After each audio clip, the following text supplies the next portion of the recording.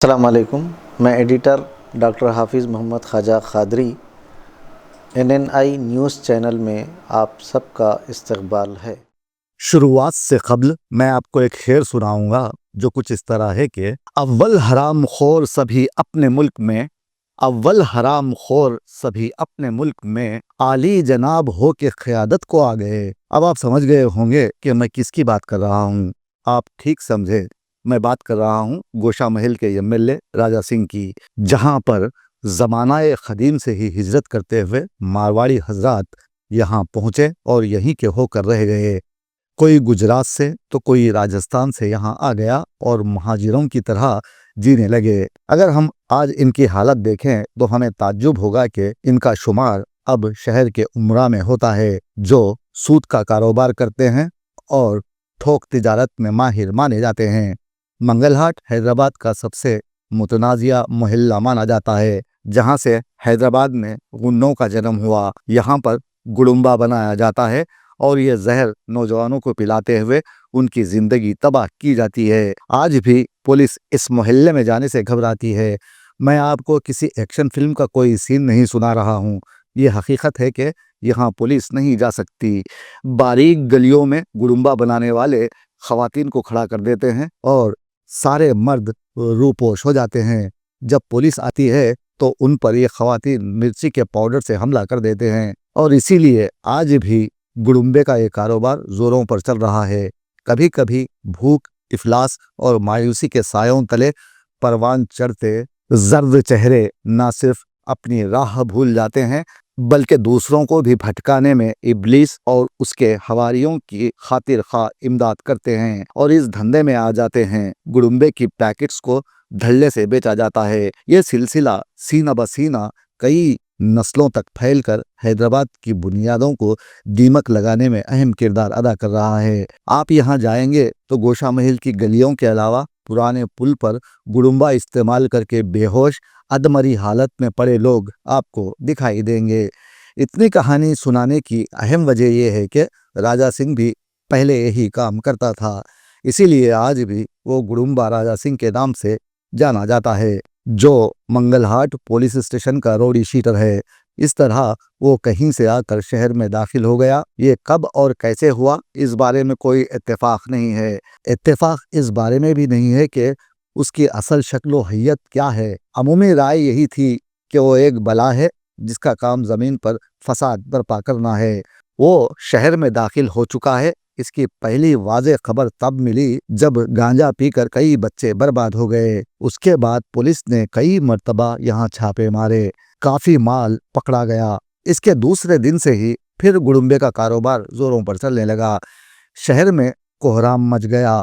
حرام خور شہر کے چپے چپے میں اپنے آسیبی وجود کے ساتھ سرایت کر گیا اور گڑمبا ہر گلی کوچے میں ملنے لگا، اور جب وہ تھوڑا سا مقبول ہوا تو کانگریس پارٹی کے یوتھ ونگ میں شامل ہو گیا اور 2009 میں ارخان زدہ پارٹی تیلگو دیشم میں جمپ مار کر کارپوریٹر آف منگل ہاٹ قرار پایا۔ 2014 میں اس نے BJP کے ٹکٹ پر گوشہ محل سے کامیابی حاصل کی اور رکن اسمبلی قرار پایا۔ ایک چور جس نے کبھی گانجا بیچا، چوری کی گاڑی میں سفر کیا، کئی مرتبہ گرفتار ہوا، مجرمانہ پس منظر رکھنے والے اس شخص پر مارواڑی حضرات ہمیشہ مہربان رہے ہیں اور ووٹ دے کر اسے کامیابی سے ہمکنار کرتے ہیں، کیونکہ راجہ سنگھ مسلمانوں کے خلاف نفرت انگیز تقاریر کرنے میں ماہر ہے، جو مارواڑی حضرات کے لیے دلچسپی کا باعث ہے۔ وہ بکتا رہتا ہے اور اسے مارواڑی سنتے رہتے ہیں۔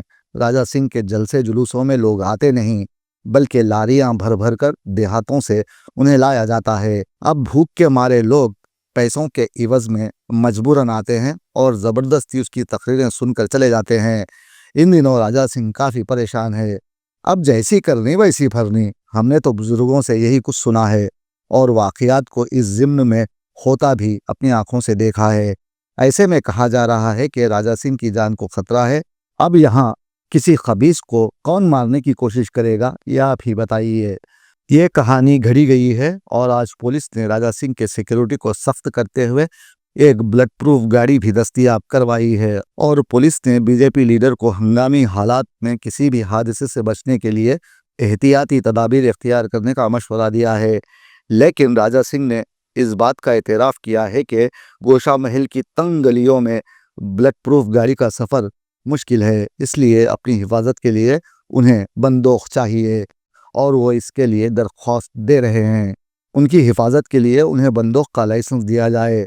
راجہ سنگھ کی اس اپیل پر پولیس نے کوئی فیصلہ نہیں لیا ہے، لیکن بات دراصل یہ ہے کہ ایم ایل اے کو بندوق چاہیے، شان و شوکت کی زندگی چاہیے۔ لوگوں کو ڈرانے دھمکانے کے لیے بندوق کا استعمال کرنا ان کا اہم مقصد ہے۔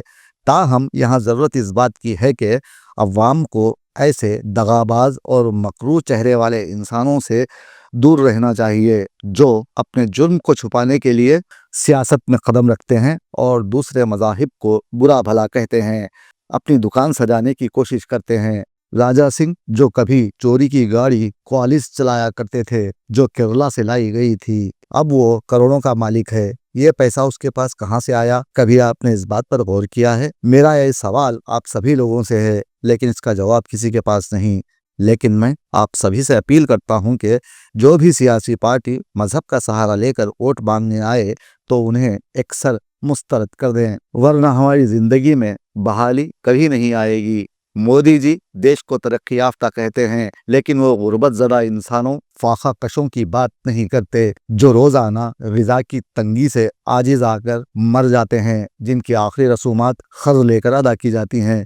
اور دوسری جانب سیاستدانوں کو بندوق چاہیے اور بلٹ پروف گاڑی بھی، تاکہ وہ زندگی بھر غریب افراد کا استحصال کرتے رہیں۔ یاد رکھیے، کوئی انسان غلط نہیں ہوتا، کوئی کسی کا برا نہیں سوچتا، فرق ہے تو صرف آدمی کی سوچ کا۔ اس لیے منفی سوچ رکھنے والوں کو حیدرآباد سے بے دخل کرنا ہے تو سب سے پہلے کس شخص کو یہاں سے بھگانے کی ضرورت ہے یہ آپ بخوبی جانتے ہیں، ورنہ آپ یہ شعر دہراتے رہ جائیں گے کہ کس کس کا ذکر کیجئے کس کس کو روئیے، کس کس کا ذکر کیجئے کس کس کو روئیے، دن رات لوٹ مار ہے مذہب کے نام پر۔